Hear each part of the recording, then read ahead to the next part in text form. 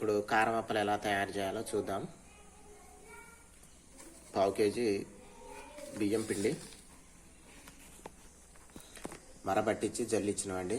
దాంట్లోకి మెత్తటి ఉప్పు, టేస్ట్కి సరిపోను, కొంచెం జీలకర్ర,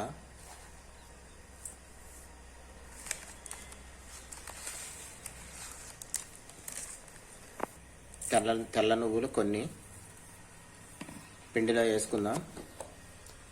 కొంచెం కారం, కొంచెం అంటే కొంచెం. ఇది పచ్చెనగపప్పు అండి. పచ్చిశనగపప్పు వేడి నీళ్ళల్లో గంట సేపు నాననిచ్చాము. మెత్తగా నానిపోయింది. చూడండి ఎంత మెత్తగా నానిపోయిందో మీకు. అలా ఓకే. ఇప్పుడు పచ్చెనగపప్పును కూడా పిండిలో వేసి కలుపుకుందాం.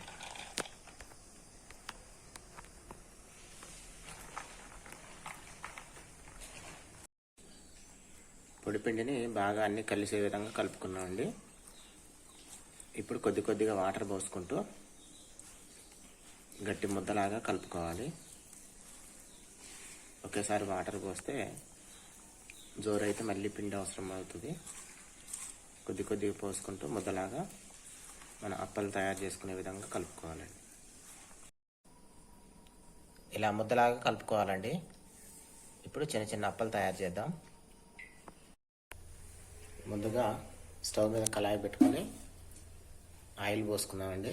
ఆయిల్ వేడయ్యేంత లోపల మనం చిన్న చిన్న అప్పలు తయారు చేద్దాం.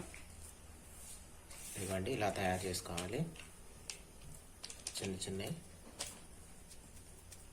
చేతితోనే ఒత్తుకోవాలి. కొంచెం చేతికి ఆయిల్ రాసుకుంటూ ప్రెస్ చేయాలి. ఆయిల్ రాయకపోతే పిండి మన చేతికి అంటుతుంది. ఆయిల్ వేడైందండి. ఇప్పుడు అప్పలను అందులో వేసుకుందాం.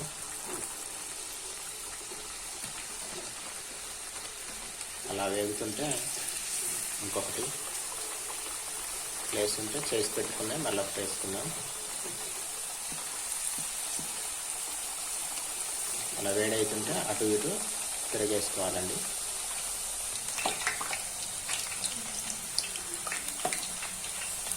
ఇలా తిరగేయాలండి. వేస్తేనే దాంట్లో కాలుతాయి. మంచిగా ఉడికిపోవాలి కదా, అటువైపు ఇటువైపు. ఇది చూడండి ఎలా ఉడికిపోతుందో.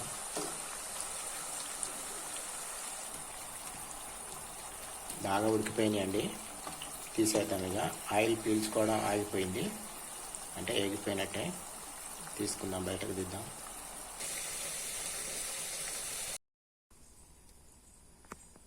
చూసారు కదండి, చాలా సింపుల్గా తయారైనవి. హాఫ్ కేజీ పిండి 30-35 వరకు అయినవి. చాలా సింపుల్ అండి తయారు చేసుకోవడం. ఆయిల్ కూడా ఎక్కువ తీసుకోలేదు. చూస్తుండగానే చేయడం అయిపోయింది. 1 మంత్ వరకు నిల్వ ఉంటాయండి. ఓకే, థ్యాంక్ యూ అండి. Please subscribe.